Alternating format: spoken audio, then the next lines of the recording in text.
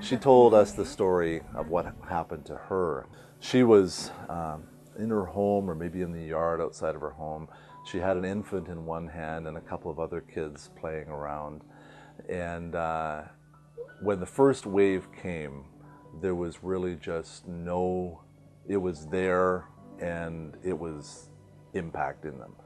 And the couple of her young toddler type children that were there were swept away by the wave. And as she was running with an infant, the wave got to her height, and literally the force pulled the infant from her arms. And she's still in the midst of this, and now she's taken up with the wave and is struggling, floating, being shoved along by the wave, and she meets some debris. Some kind of a door or a piece of fence, something like that. She was able to reach that and grab it and pull herself onto it. And that piece of wood that she was able to pull herself onto literally acted as a surfboard. And as she moved forward on this board, she was able to reach out and grab her infant and pull the infant onto the board.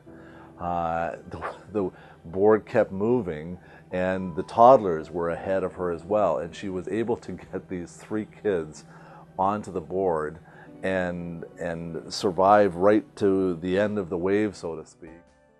I think the crucial thing for us was this sense that because we had just recently begun ministry in Sri Lanka and building responses, that this was something that God was calling us to do. This disaster comes right at this moment when God's opening up new possibilities for us.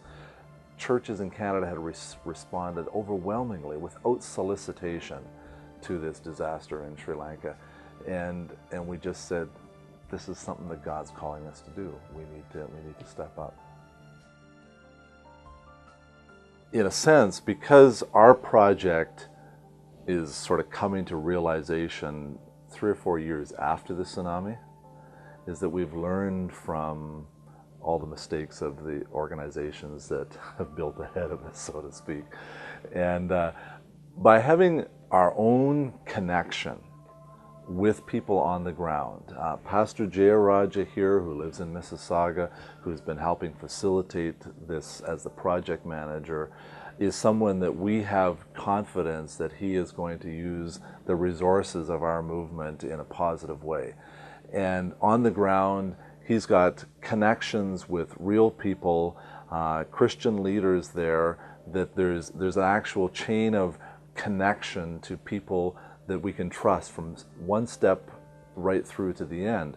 And so right down to the contractor who's building these houses, this is someone who's part of a Christian network of accountability. And to me, that's been really exciting, because they're saying, okay, these Free Methodists, they're just building 10 houses. They mustn't have very much money. You know, that aid organization, that Christian group, they built 100 houses or 300 houses. These Free Methodists, they're just building 10 houses. So let's help them do it well. And so the engineer for the municipality who's responsible for approving designs for building permits, he's a Christian guy. We get him to do the design. The final design for the house project is designed by the guy who's then going to approve it. You know, this is stuff that God just puts together, kind of thing, because we're sort of listening and we're saying, okay, rather than designing a house that a Christian aid organization would like to see on the ground, let's actually talk to Sri Lankans on the ground who are designing houses for their setting and build a house that fits their specs. And so to me, that's been an exciting part of the project, actually, for me, is to have Sri Lankan friends and connections all the way down the chain, so to speak, involved in the process. This isn't just sort of, you know, white Christians from Canada solving somebody's problem in Sri Lanka. This is working alongside of our friends there in a really dynamic kind of way. I'm Gerald Oswald. I come from Northview Community Church in Regina. Why am I in Sri Lanka right now? Well, this week it's to give away some houses to some people who have been waiting an awful long time to receive something. I remember one of the women specifically talking about, I've been living in this camp for years, and friends and other family, other people, they get the houses, and I'm just still sitting here with my kids and my family, and just thinking I'm never gonna get a house. And when finally my name was given to your Free Methodist group, it was like, this was unbelievable.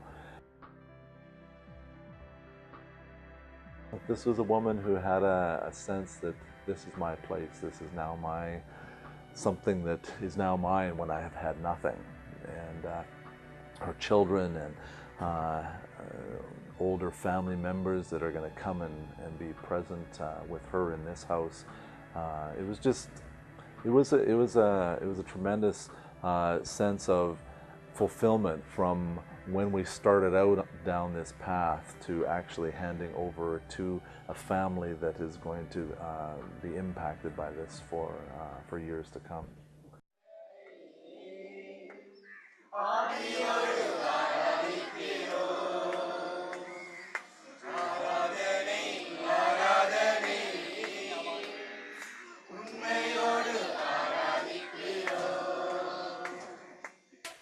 This is pure and undefiled religion in the sight of our God and Father, to visit orphans and widows in their distress.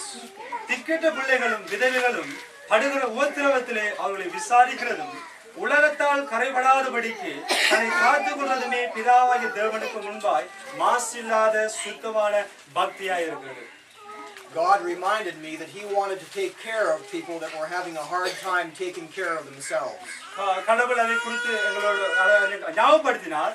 மற்றவருடைய காரியங்களை குறித்து நாங்கள் எந்த அளவுக்கு தாகமாக இருக்கிறோமோ அதே அளவு கடவுளுடைய காரியங்களை குறித்து நாங்கள் தாகமாக இருப்பதாக கடவுளை ஞாபகப்படுத்தினார். And that's what this building program is all about. God gave us a unique thing here with this Sri Lanka story. God's not finished in the world. He's not finished in our neighborhoods here in Canada. And I think we've got to be open to what God might be calling us to do in this spirit of generosity. It's one thing to, the big splash of the tsunami in Asia a few years ago, and people responded sort of beyond imagination, really.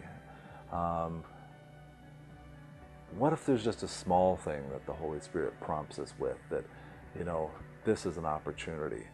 Do we respond to the small things in the same way that we do the big things? I think God's calling us to be generous and open for whatever the next thing might be that He's called us to.